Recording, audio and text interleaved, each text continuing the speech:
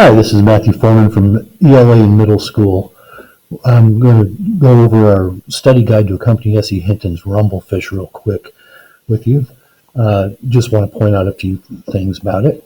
First of all, we start off with the quote from S.E. Hinton about her writing it. She thought that she was writing one story and ended up writing another one.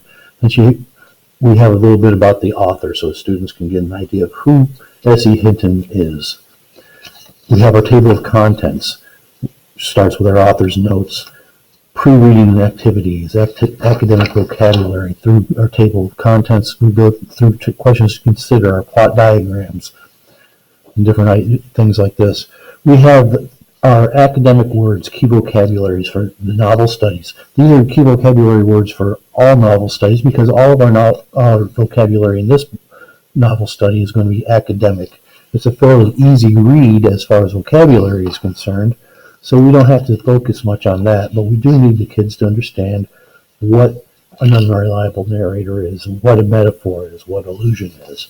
We're going into understanding the setting, time, and place. We have our KTW chart, what I know, what I think I know, what I want to learn about what was happening in society at the time that the story takes place, what was happening economically, what was happening in education. We talk about some background information that can be researched, the Vietnam War, Martin Luther King Jr. and Civil Rights Movement, education with people with learning disabilities. All of these impact the story, even though they're not necessarily a part of the story. We have the ambiguity of Anytown, USA. Hinton was very careful in not placing this anywhere in particular. It can take place anywhere. We go into the book itself. Always judge a book by its cover. This is one thing I always have my students do. Take a look at the cover of the book. What do you think it's about? Write it down. The book Rumblefish has at least 4 different covers to it. And our novel study guide has 4 different covers as well. The beta, the motorcycle, the train tracks, and Main Street, USA.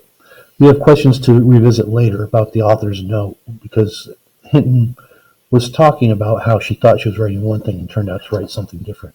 Chapters 1, questions to consider. Our questions to consider never are at level 1 and 2 in the depth of knowledge. We always start out right at number 3. The story is told from the point of view of Rusty James, who's one of the principal characters of the story. This makes point of view what, and what are some of the characteristics of the narration. That's as basic as we go on our questions here. Then we get into a lot of inferencing, educated guesses about the boys. Now, we do have things along the lines of, who do you think Motorcycle Boy is before we ever meet Motorcycle Boy, or before we're told that he's Rusty James' brother? And things along the lines of, what does he mean by saying, for a tough kid, I had a bad habit of getting attached to people? And what's a gang? What's a gang today compared to what gang was then? Building a ride, Rumblefish plot diagram. This is our take on a plot diagram just for this book. We designed it.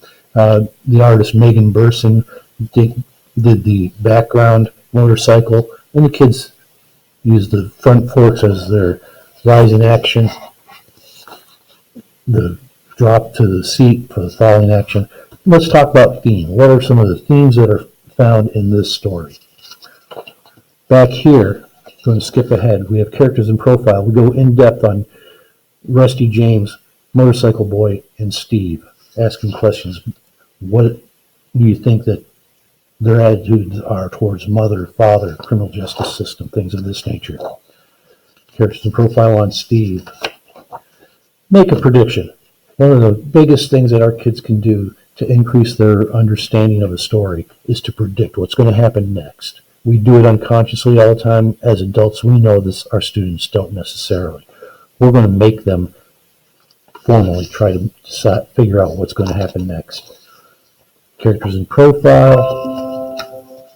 About to run out of time here. Make a prediction again. Back here we have create your own bike. Design a motorcycle emblem, decal, or logo. We also have